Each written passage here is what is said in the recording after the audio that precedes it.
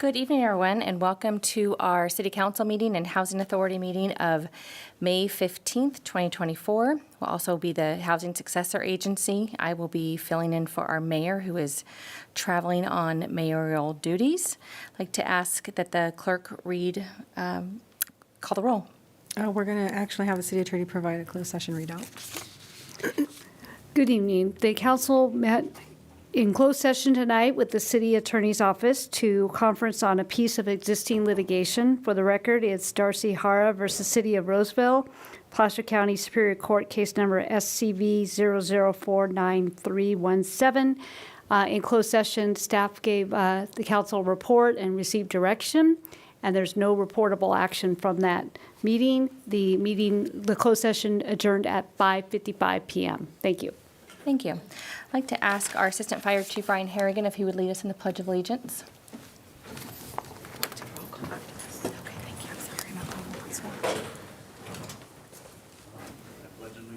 To the flag of the United States of America and to the republic for which it stands, one nation, under God, indivisible, with liberty and justice for all.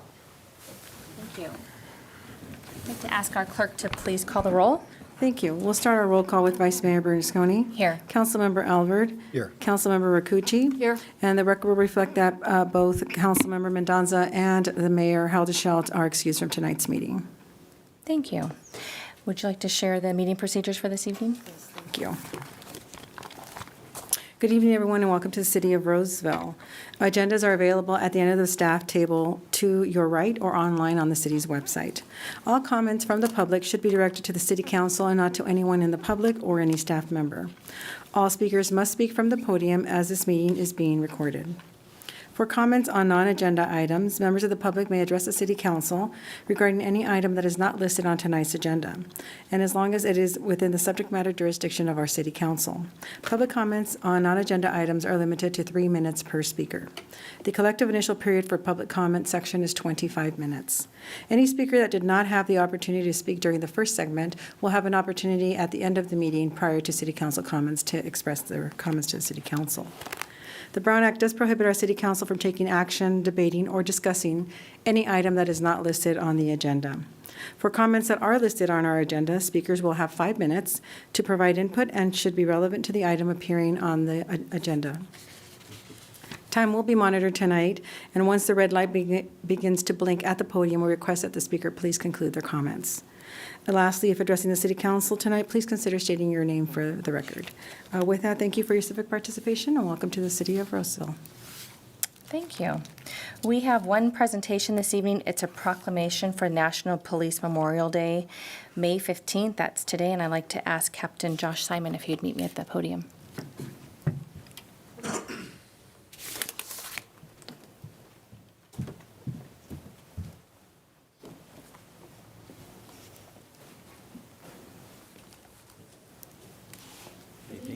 How are you? Good. I'm glad you're here. I feel honored to be able to give this to you. You're my husband and I's one of our favorite people ever, so you are a great representation for the police department. Thank you. So this evening we have a proclamation on behalf of the City Council for National Police Memorial Day, and I'd like to read a few things about what it means and why we do this.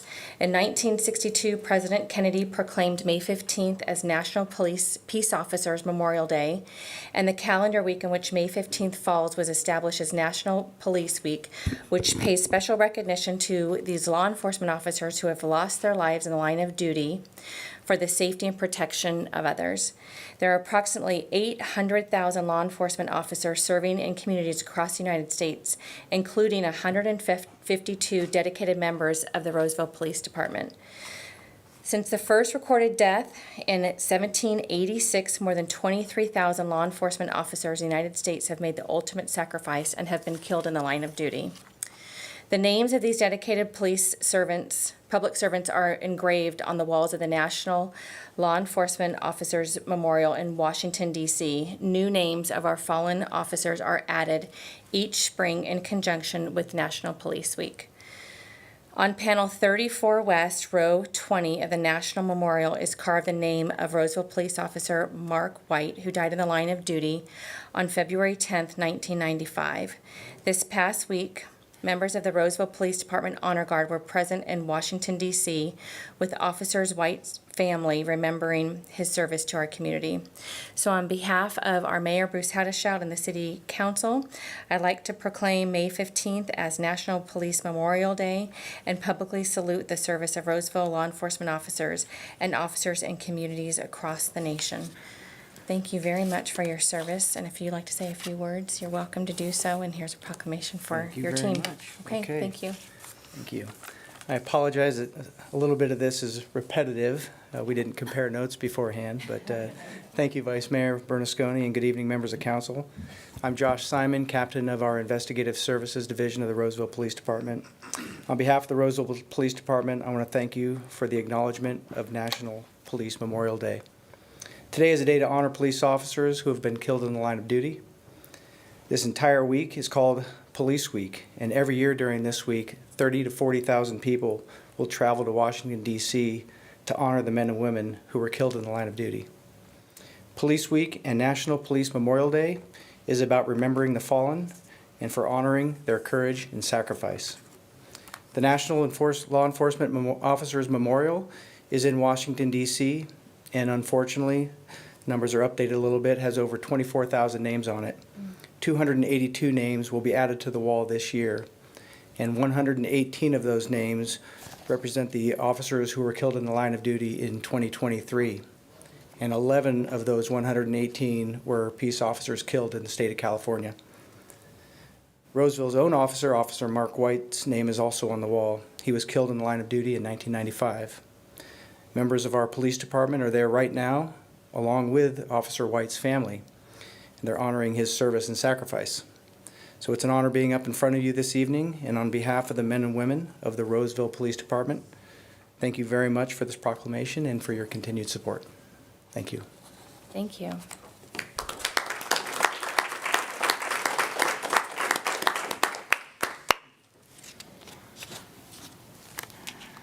Thank you for that, Captain Simon. We'll move on to public comments. Tonight, or right now, is an opportunity for anyone to come forward and make a public comment on any item that's not on the agenda.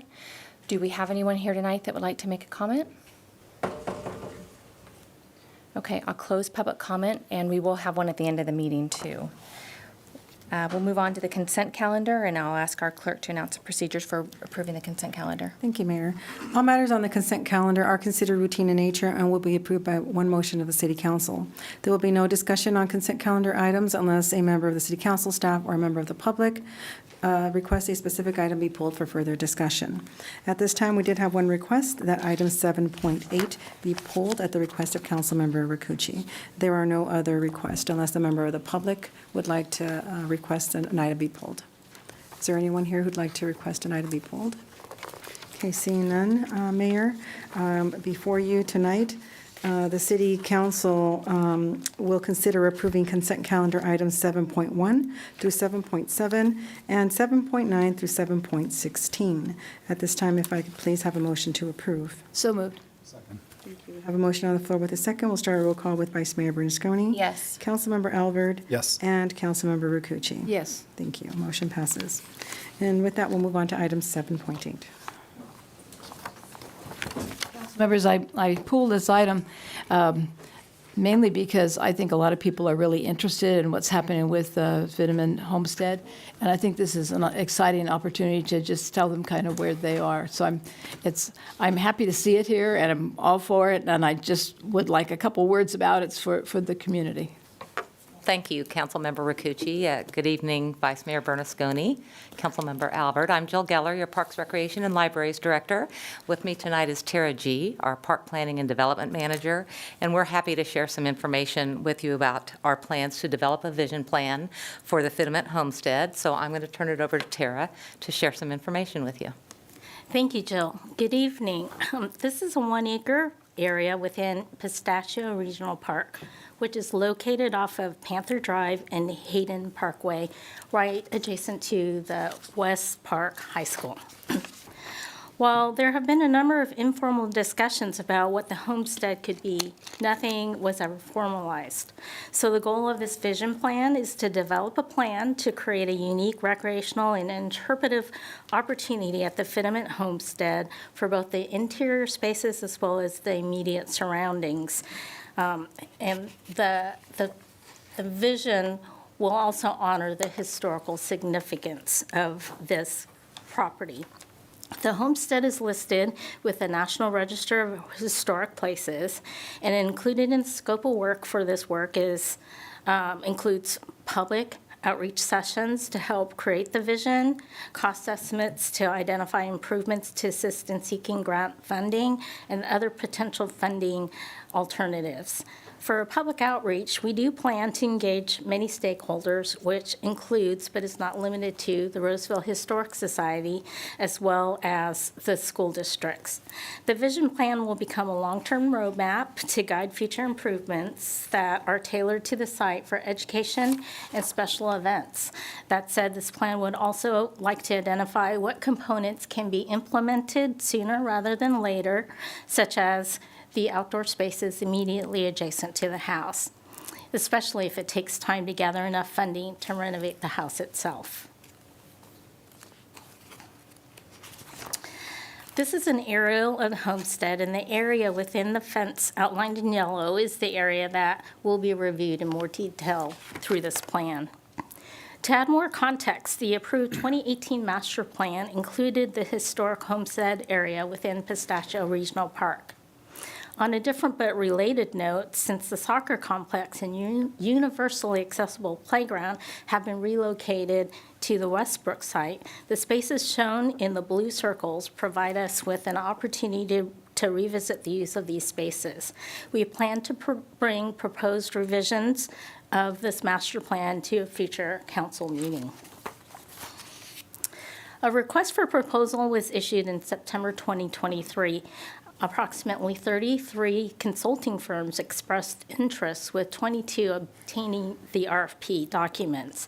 However, one firm, Page & Turnbull, responded to the RFP.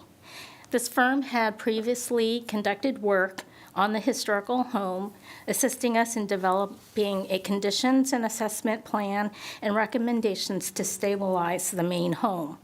With Page & Turnbull's familiarity with the homestead and their successful previous work, staff recommends approval of the professional design services agreement of $153,000 for the vision plan. If approved, Page & Turnbull is ready to begin work. So tonight, the action is to approve the professional design services agreement for architectural services with Page & Turnbull to develop a vision plan for the Fittement Homestead. This concludes my presentation, and we stand ready to answer any questions you may have. Thank you. Does council have any questions for staff? I used to be on the Parks and Rec Commission back eons ago, and we had a design back then for this area, and I remember it having big things that historical information around it. Is that still around? Is that still part of this, or has that been kind of wiped and we're starting over? It will be information that we will review during the visioning plan and outreach. That visioning happened probably 15, 20 years ago, so we do need to re-look at it, review it, engage more stakeholders, and either confirm or add to it. Great, okay, thanks. I'm excited. Thank you. Thank you for the presentation. I'm sure the people at home are excited to hear where we're at with it. Thank you. Agreed. Thank you. Okay, open it up to public comment. Is there anyone here tonight that would like to comment on this item? Okay, we'll close public comment. Thank you very much.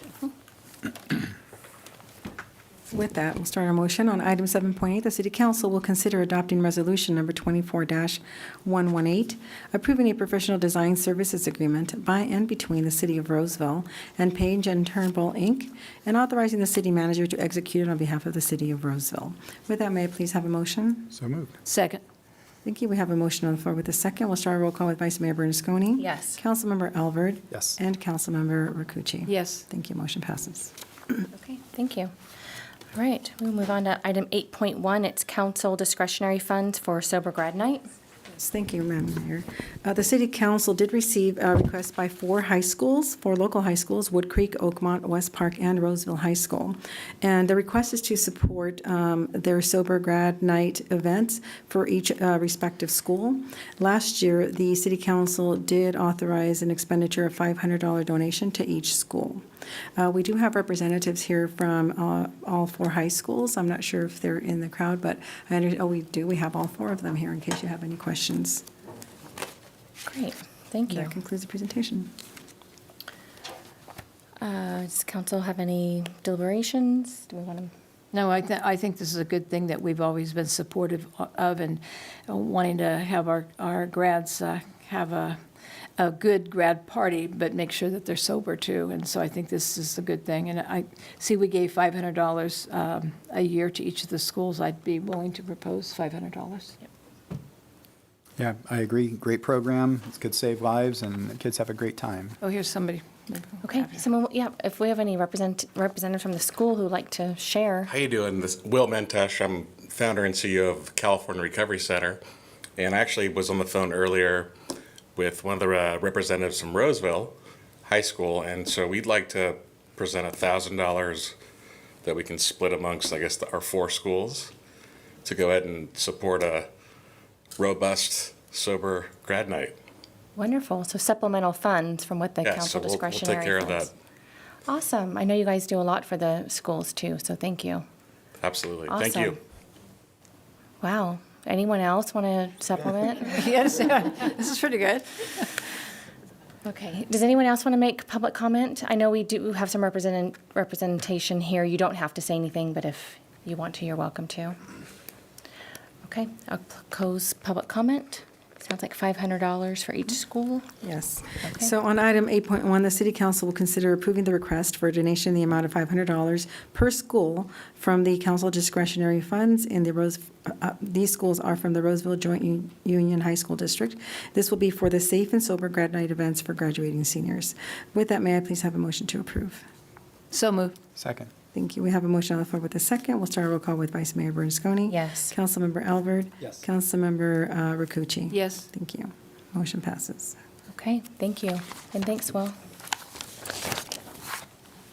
Okay, we'll move on to item 8.2, which is a fiscal year 2023-24 second quarter financial report. We have Scott with us this evening, our Assistant Finance Director, Mr. Pettengill. Good evening. Good evening. Good evening, Vice Mayor Bernasconi and council members. My name is Scott Pettengill. I'm Assistant Finance Director with the Finance Department. So this evening, I'll be presenting an update on our city's budget status as of the second quarter of fiscal year 24, and that spans the period of July 23rd, 2023 through December of 2023, as outlined in the second quarter report that's included in your packet. Additionally, I'll provide you with our latest year-end forecast for fiscal year 24. In terms of organization, this evening I'll begin with the presentation with an update on our general fund, and then I'll follow with an overview of our major enterprise funds. And then I'll conclude with an update on some of our more notable funds, including our Strategic Improvement Fund, Public Facilities Fund, and Fire Facilities Fund. So I'll begin with general fund revenues. So this chart illustrates the percentage of revenues received compared to our revenue budget. Overall, general fund revenues for the second quarter stood at 24% of budget, totaling approximately $49 million, against an estimated revenue budget of $208 million. The primary reason for this 24% status, despite half the year having passed, is the timing associated with our sales and property tax receipts. Sales tax revenues shown here represent collections from taxable sales up to October of 2023, and revenues from November to June will be reflected in our subsequent financial reports. Like sales tax, property tax revenues were down 2%, or were at 2% as of the second quarter, primarily because a bulk of our property tax income rise in the third and fourth quarters of the fiscal year. TOT, or transit occupancy tax, revenues stood at 43% of budget, totaling $3.1 million against an estimate of $7.25 million. And this aligns with our expectations as of the second quarter, as TOT revenues cover hotel stays up to November, representing only about 5 months of TOT income. Parks, Recreation, and Library revenues are close to on target, reaching 49% by the second quarter. Building, plan check, and engineering revenues surpassed our targets due to sustained development activity in the first half of the year. And lastly, other revenues were at 40% of the budget for the second quarter. And this category includes revenue sources like our business license tax, our property transfer tax, with collections, with our collection rate aligning with previous years due to the timing factors of those revenues. Overall, to date, general fund revenue collection is consistent with our expectations, with the exception of sales tax, which is continuing to underperform compared to what our budget estimate was. A little bit later in the presentation, I'll go into our plan to address that shortfall. So moving on to expenditures. Overall, general fund expenditures tracked below budget estimates at 45%. This lower spending rate of 45% versus 50% of the year lapse is primarily due to cost savings from vacancies and material service supply savings in most of our general fund departments. So now I'll turn to our general fund year-end forecast. We have prepared this high-level chart as an overview of our general fund forecast for this year. As indicated in the first quarter report, sales tax revenues, including both our Bradley Burns and Measure B, continue to trend below what our estimates were. Our latest forecast from our city sales tax consultant show a continued decline in sales tax, resulting in a projected 6% or $6 million shortfall compared to the first quarter forecast shortfall of about $4.5 million. This $6 million shortfall is comprised of about $5 million in Bradley Burns and $1 million in Measure B revenues, or sales tax revenues. This decline is attributed to the impacts of higher interest rates on spending and a shift in consumer spending towards more non-taxable service-related purchases. The sector that is experiencing the most sustained softening in sales tax is a general retail sector. On a more positive note, property taxes, the county anticipates that our revenues will surpass our projections by about $1.2 million, which will partially mitigate that sales tax shortfall. We expect that the majority, if not all, the remaining $4.8 million shortfall will be offset by department expenditure savings or surpluses in some of our other revenue categories. Additionally, we're taking a precautionary measure to defer the $4.6 million discretionary payment to CalPERS until we have a clear understanding of where we're going to end the end of year. And we're considering a reduced ADP payment to CalPERS if the year-end forecast won't fund the entire $4.6 million. Overall, this multifaceted approach will ensure a favorable year-end outcome for the general fund, provided there are no significant unforeseen impacts on revenues or expenditures through the remainder of the year. So next slide, I'll move on to our enterprise funds. And this provides an overview of our revenues for each of our major city enterprise funds. In this chart, you will see a list of our enterprise funds on the left-hand side and a comparison of amended budget to actual cumulative revenues received. The electric fund revenues slightly exceeded estimates in the second quarter and is expected to finish the year above estimates overall, primarily driven by stronger than anticipated usage and unbudgeted greenhouse gas proceeds. These proceeds will support the cost of the AMI, Advanced Metering Infrastructure CIP, this year. However, a reduction in lease revenue from the state due to the changes in our agreement for the two generators partially offsets this positive variance. Water fund revenues are on target at 50% of budget. We anticipate that water revenues will slightly surpass estimates by year end due to increasing consumption as well as new development. Wastewater operation revenues are slightly under budget at 46% due to timing differences and reimbursements from the regional partners, and that's typically collected in the third and fourth quarters of the year.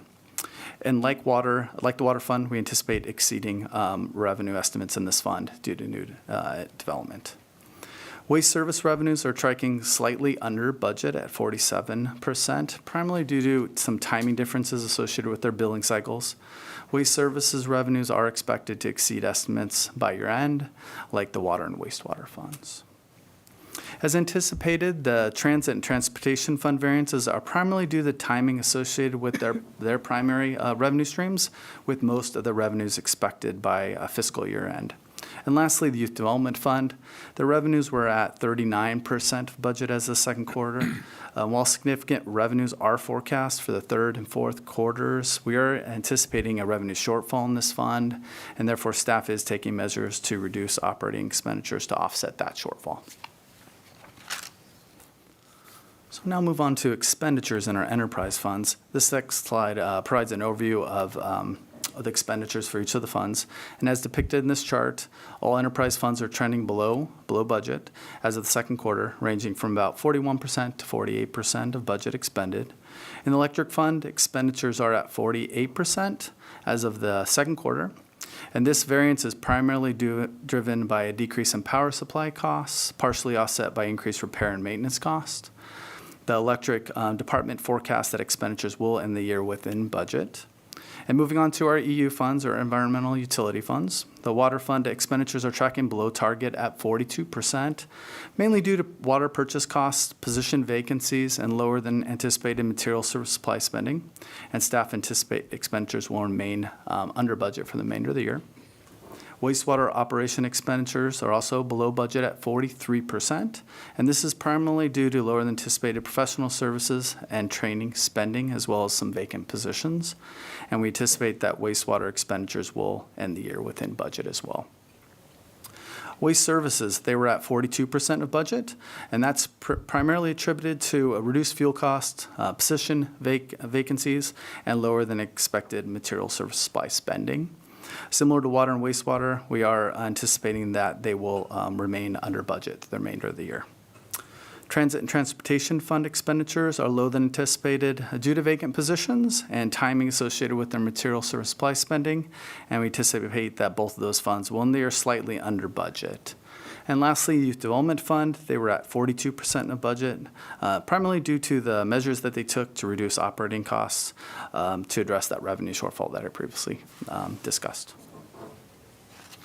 So finally, this slide goes over some of our notable fund revenues in the fire facilities, public facilities, and strategic improvement funds. The fire facilities revenues were slightly above estimates, reaching 51% as of the second quarter. Currently, fire facility revenues just stands shy of about $1.5 million of our estimates. Public facility revenues ended the second quarter below estimates, totaling 40% of the budget. Revenues in this fund continue to trend below estimates, with current revenues at $5.1 million, or 80% of the budget. And strategic improvement fund revenues, we're tracking below estimates at 34% of the budget as of the second quarter. And similar to public facilities, strategic improvement revenues are currently below estimates, but they stand about 81% of budget. So that concludes a bulk of my presentation. I did want to note here that our next quarterly update on the fiscal year 24 budget will be planned for August. And I also wanted to update you on our proposed 24-25 budget. The proposed budget will be released this Friday, and we'll have budget hearings scheduled on May 28th, and the adopted budget is scheduled for June 19th. So that concludes my presentation, and I'm available for any questions you may have. Okay, great. Thank you, Scott. Does staff have any, or council have any questions of Scott? Start us off. Talking about you mentioned the general retail sector is one of the reasons our sales tax is down. Is there, and I know that includes car sales and the mall and things like that. Is there anything that we can do, or what do we think is causing it? Online sales? Do we have any guess of what's going on out there? Just people not spending like we thought they would? Yeah, or what we're hearing from our consultant is this really kind of a shift. Like, people were spending a lot of money in the pandemic, right, at retail sectors and home improvement, for example. But now they're shifting those expenses to more kind of non-taxable type expenditures like travel. So you're seeing this kind of correction a bit in retail. But our consultant does think that things are kind of tick up a little bit and kind of start increasing at a more traditional rate of like 2 to 3% into the future. So they do expect to turn around here, but they're just kind of seeing a dip currently. Okay, awesome. Thank you. Councilmember Rakucci? Nothing right now, thank you. Okay. I'll open up to public comment. Does anyone want to comment on this item? Now's your chance. Okay, seeing now, I'll close public comment. It's information only. Okay, this is for information only. We will not be voting on it. We appreciate the update. Okay, thank you.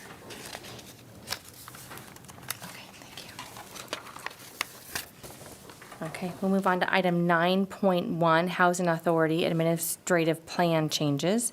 It's a public hearing, so I will open up the public hearing and turn it over to our staff to present. Thank you. Good evening, Vice Mayor Bernasconi, members of the City Council. Melissa Anguiano, your Economic Development Director. I am joined tonight with Housing Supervisor Susie Cook-Turner, who's going to provide an overview of some planned amendments to our housing plan. Good evening, Vice Mayor and members of the Housing Authority Board. Tonight, I will be presenting proposed changes to Roseville Housing Authority's administrative plan. The U.S. Department of Housing and Urban Development requires each housing authority to adopt a written administrative plan that establishes federal, state, and local policies for administering the Housing Choice Voucher Program. HUD relies on this document while Roseville Housing Authority relies on this document while administering the Housing Choice Voucher Program for guidance on HUD regulations and the RHA discretionary policies. The administrative plan is available for review on the Housing Authority's website. Revisions to sections of the administrative plan to incorporate new rules and regulations requires Roseville Housing Authority to hold a 45-day public comment period, which was noticed on March 22nd, 2024, and ends tonight, May 15th. To date, staff has not received any comments regarding the administrative plan changes. So the Housing Opportunity through Modernization Act of 2016, also known as, or we lovingly known as HOTMA, makes numerous amendments to various sections of the United States Housing Act of 1937, which were finalized in 2013 by HUD. The act comes with significant changes to the Housing Choice Voucher Program, which Roseville Housing Authority administers, and other programs which are funded by HUD.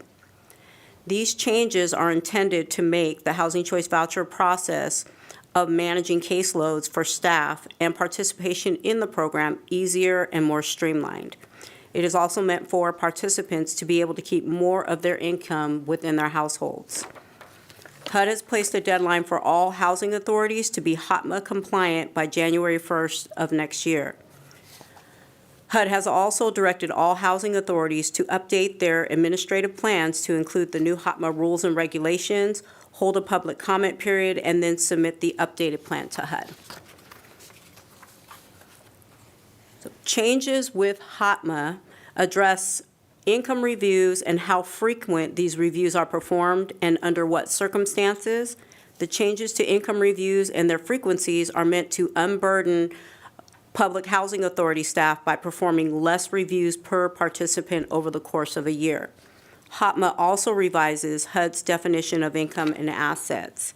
Income is now defined broadly with an expanded and clarified list of income exclusions. Assets and how they are examined have further been defined, along with changes in net family asset amount limits. HOTMA changes how income is calculated depending on whether it's an annual recertification or an interim recertification that is performed between the annual reviews.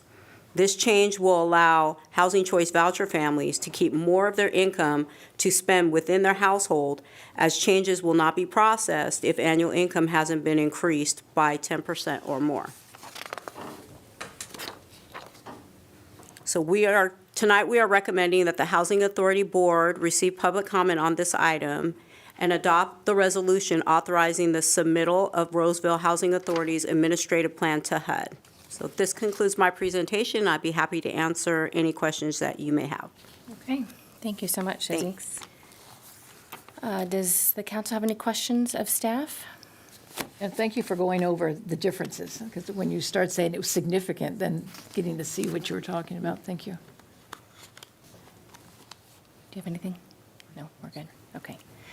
I'll open up to public comment. Is there anyone here tonight that would like to talk to this item? No, we will close public comment. I will close the public hearing. And if the council doesn't have any other questions regarding the presentation, I'd like to read the motion. Great, thank you. On item 9.1, the Housing Authority members will consider adopting Resolution Number 3-24, approving the updated Roseville Housing Authority Administrative Plan. At this time, may I please have a motion? So moved. Second? Thank you. We have a motion on the floor with a second. We'll start a roll call with Vice Chairperson Bernasconi, Yes. Authority Member Albert, Yes. Authority Member Rakucci. Yes. Thank you. Motion passes. Thank you both. Okay, we have another public hearing tonight. We have item 9.2, Roseville Municipal Code Amendment Solar Buyback Rate. I will open the public hearing and turn over to staff to present. Good evening. Good evening, Vice Mayor Bernasconi, members of council. Sean Matcham, Chief Operating Officer for Roseville Electric. Here with me this evening is Joanna Cucci, our Financial Administrator. We have a brief presentation on this agenda item this evening for you. We are recommending the City Council's approval to raise the rate that we pay to customers for their excess solar generation. It applies to a subset of our solar customers that we refer to as our net energy metering 2.0 customers. And so with that, I'll turn it over to Joanna to walk through the presentation, and we can answer any questions you may have when she's done. Thank you. Some of this will be some familiar territory. We're going to kind of walk through some history and the recent rate action. So, and then we'll go into the proposal. So, starting kind of at the beginning, all of our rate actions, we do align them with our City Council strategic plan. The City Council goal that we align rates under is to remain fiscally responsible in a changing world. And that strategy of balancing utility operating costs to maintain competitive rates.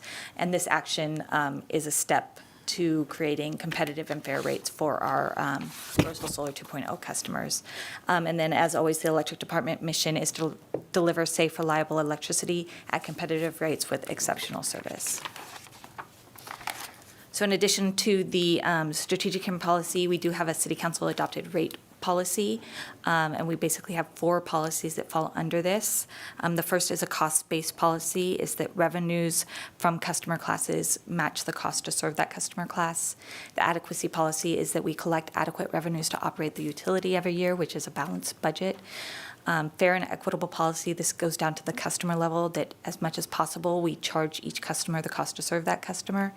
And the stability policy is to have incremental rate increases. So those are our general rate policies as adopted by City Council.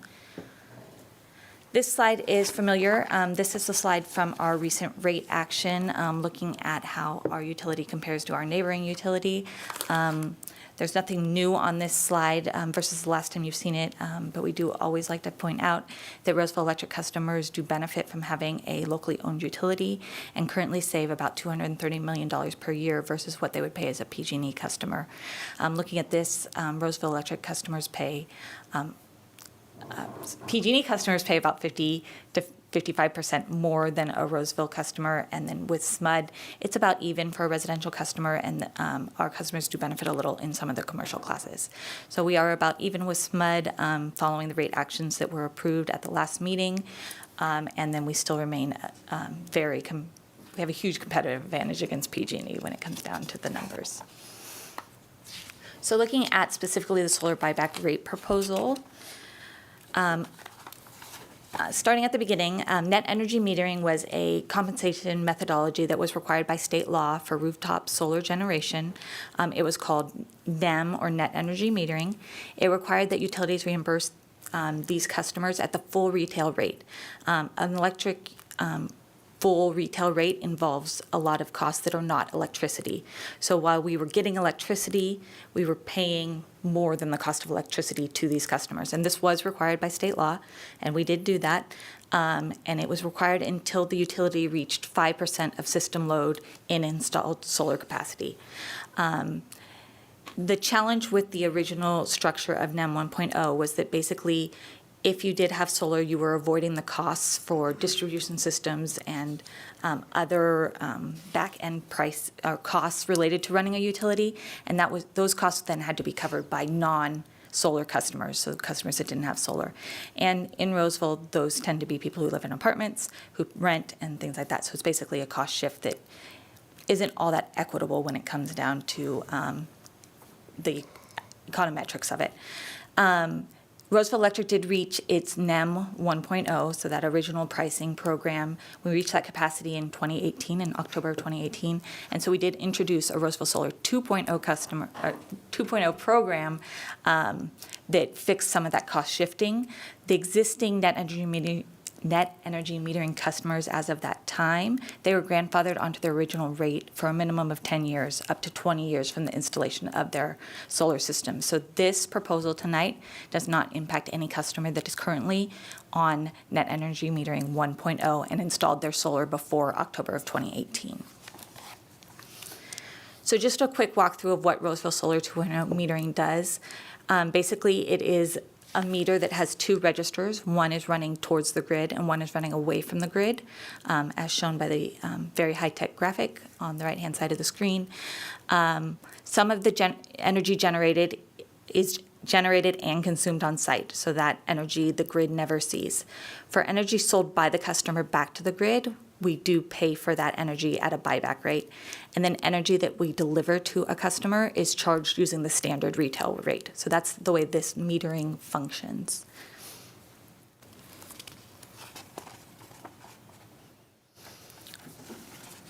So this is looking, just a quick look at what hours solar generates in Roseville. The largest generating hours for Roseville would be in the middle of the summer, in the middle of the day. So when we were creating this buyback rate, we looked at the hours that solar generates and what the value of energy is in those hours. So these are the hours that we're receiving energy from our customers. And so we looked at these hours specifically to determine what the value of that energy that we receive onto the grid is.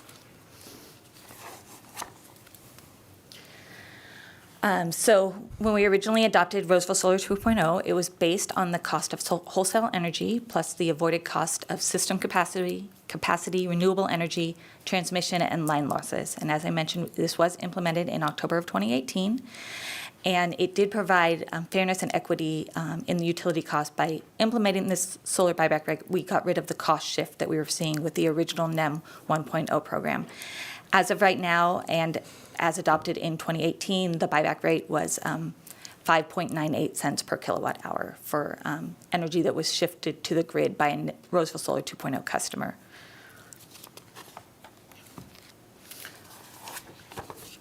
So following all the rate actions and rate changes that we have seen, we are recommending that we update the Roseville Solar 2.0 rate to account for changes in power supply costs since we originally adopted this. So the current rate, as I said, is 5.98 cents per kWh, and the proposed rate is 6.91 cents, which is a 16% increase in the Roseville Solar buyback rate. So this change incorporates some of the changes we're seeing in energy prices and other things that we've talked about in previous actions, and that updates it to fairly reimburse these customers for the value increase that we see in that solar production. So again, the proposed adjustment to the rate is to change the rate to 6.91 cents per kilowatt hour, which is a 16% increase on the Roseville Solar, the current Roseville Solar 2.0 buyback rate. And if approved, this rate would go into effect on July 6th of 2024. We did a bit of community outreach on this item. We wanted to make sure that we were reaching out to the community that this would impact. We had a virtual workshop on April 16th. We think we had between 3 and 5 customers attend that, and we had 2 or 3 questions that we answered. Since we didn't get a lot of engagement on that, we did host an in-person workshop on April 22nd. We didn't receive any attendance at that workshop. We took this to the Public Utilities Commission for recommendation on April 23rd, and they did recommend approval of this item. And then we're here today for the public hearing on this item with a second reading plan for June 5th. And then again, the new rate would be effective July 6th of 2024. So recommendation is staff requests that the City Council introduce for first reading the proposed ordinance for the Roseville Solar 2.0 buyback rate. And any questions, we're happy to answer them. All right, thank you very much. My colleagues have any questions for Joanna? No questions. Just a question, how does this compare to what SMUD does? Is this, It is currently slightly lower than SMED, less than half a cent difference between the two. okay, but fairly, Pretty even. okay. Okay, great. I will open it up to public comment. Is there anyone here tonight that would like to speak to this item? You can come forward. If not, we'll close public comment. It is approved for the first reading. Okay. So it's the first reading, no action tonight, is that right? No, we have to approve. First reading. Okay. Correct. Yeah, you have to have a motion to. Yeah. Okay, all right. Okay, with that, we'll do, on item 9.2, the City Council will consider introducing for first reading an ordinance of the Council of the City of Roseville amending Section 14.24.051 of the Roseville Municipal Code regarding electrical energy. With that, may I please have a motion to approve first reading? So moved. Thank you. We have a motion on the floor with the second. We'll start a roll call with Vice Mayor Bernasconi, Yes. Councilmember Alvord, Yes. and Councilmember Rakucci. Yes. Thank you. Motion passes. Thank you. Okay, I think we have our last public hearing of the evening. We have item 9.3, Community Facilities District Number 3, Municipal Service Annexation Number 29 for the Shea Roseville Apartments.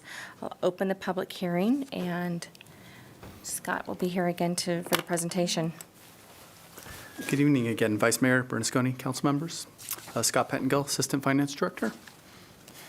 So on April 3rd, the City Council approved the resolution of intent to annex territory into CFD Number 3 Municipal Services.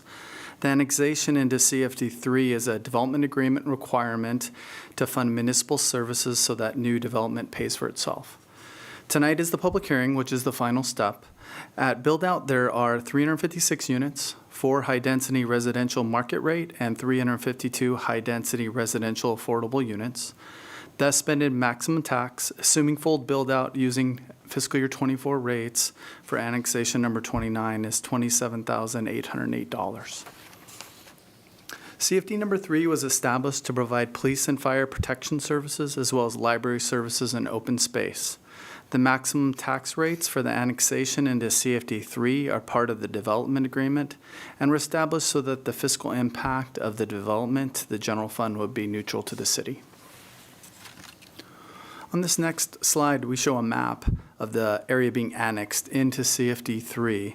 The dark lined area is the annexation 29 boundary, and the area borders Highway 65 and Gibson Drive near the Galleria Mall. The staff recommendation tonight is to approve the resolution of annexation into CFD number 3, annexation 29, Shea Roseville Apartments. This concludes my presentations. Jeff Melrose from Shea Properties is here tonight if you have any questions for either of us. Okay, thank you. Does the council have any questions? No. Okay. I'll open it up to public comment. Is there anyone here tonight that would like to speak to this item? Okay, we'll close public comment, close the public hearing, and we'll have our clerk read the ballot results. Thank you. For CFD number 3, special tax election, there were 20 ballots, and all were voted with yes. Therefore, the measure passed unanimously. And on this item, 9.3, the City Council will consider adopting Resolution Number 24-122, declaring results of special annexation election, determining validity of prior proceedings, and directing a recording of amended notice of special tax lien, City of Roseville, Community Facility District Number 3, Municipal Services, and annexation Number 29, the Shea Roseville Apartments, and adopting Resolution Number 24-123, a resolution of annexation of territory to Community Facilities District, authorizing the levy of a special tax and submitting levy of tax to qualified electors. With that, may I please have a motion to approve? So moved. Second. A motion on the floor with the second. We'll start a roll call with Vice Mayor Bernasconi, Yes. Councilmember Alvord. Yes. And Councilmember Rakucci. Thank you. Motion Thank you. passes. Okay, this brings us to the last public comment of the evening. Is there anyone here tonight that would like to address the council on any item that is not on the agenda?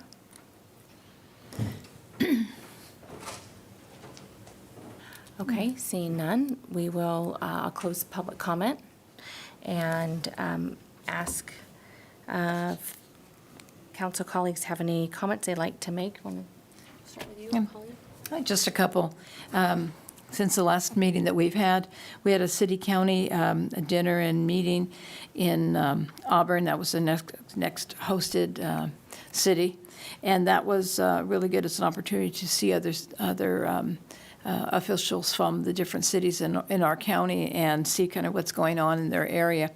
We did have a presentation from the CEO of Placer Visitor Center, Bob Haswell, and was showing different opportunities that they've shown showcasing the cities.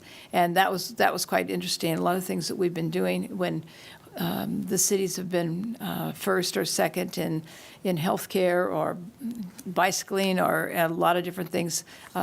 Be sure to put that on what your city does, because people who are looking at it, not only businesses, want to know what makes your city different than others. And so that was interesting. I had a Placer County flood control and water conservation meeting in Rockland. One of the things that we had to vote on, that we increased our fees per capita from $119 to $144. We have not had to increase any fees for the last 9 years, but the last couple of years things have gotten really tight, I think, with the changes in the economy and with supplies of materials and costs of service. So we're monitoring that very closely. And lastly, I was able to go to the Grants Commission yesterday, and Dawn Haywood is a commissioner, and we're congratulating her for 10 years of service on the Grants Commission, and wishing her happiness and doing maybe something different. But she was a great asset to the commission, and she'll be missed. Thank you. Thank you. Councilmember Albert, do you have anything this evening? Yeah, we, since our last meeting, we had a neighborhood cleanup out at St. John's Church in the west side of town, and my wife and I and a bunch of community volunteers were out there soaking wet. We had over 400 cars come through, dumping junk from their yards, and they were very appreciative. And that was a project that the City of Roseville and Arcona put on together, and so thank you, City of Roseville. I know that our neighbors appreciate it, and thank you, Arcona volunteers.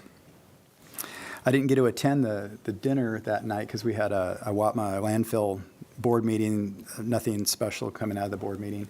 But then we had neighborhood meetings right after that, so I had to race over there, so sorry I didn't get to join you guys. I wanted to mention on our agenda tonight, it was on consent, but Brian Buchanan is retiring, and there's a certificate in there, just notification or recognition for him after 29 years in our environmental utilities. I know Polly and I have worked with him on the wastewater board, and it's a lot of institutional knowledge that we're losing, and they're working hard to backfill for that. And we really appreciate his service here. He's had a huge impact on our city in many ways. And I just wanted to say that because I know we're on TV, and Brian, you're very much appreciated. You're going to be missed. The one last thing is the police department put on a great barbecue this last weekend over at RPAL, and it was fantastic. They brought out a lot of equipment. Kids were climbing all over things. A lot of community members came out, and I just want to thank the police department for what they did. I think that was just a great way to interact with our community, and they really appreciated it. So thank you. Okay, thank you. Just two things quickly. I just wanted to congratulate the Roseville Chamber's young professionals on a successful event a couple weeks ago that was held in the town square. The event is called their Bash, and it just put on by the young professionals in our community and brings awareness to what they do and their needs. And I know that several of us were there. And the Roseville Chamber leadership class has their kind of a social tomorrow, 3:45 at Maidu, a cornhole tournament. The leadership class is about 25 individuals in the community that do a year-long program, and they're getting ready to graduate. So if you want to come out there and check them out, play cornhole for a little bit, that's where they'll be at Maidu. Our city attorney has a birthday coming up. We will not meet again until, well, your birthday will pass. If you don't know anything about our city attorney, she's amazing. She loves hamburgers and she loves her soda. And so this will buy you hamburgers and soda. You do not have to share with anybody. But we did patronize local business. So happy birthday. Thank you so much. And with that, unless there's anything else from my colleagues' report, we will be back here June 5th at 6 p.m. Thank you all for being here this evening. Meeting adjourned.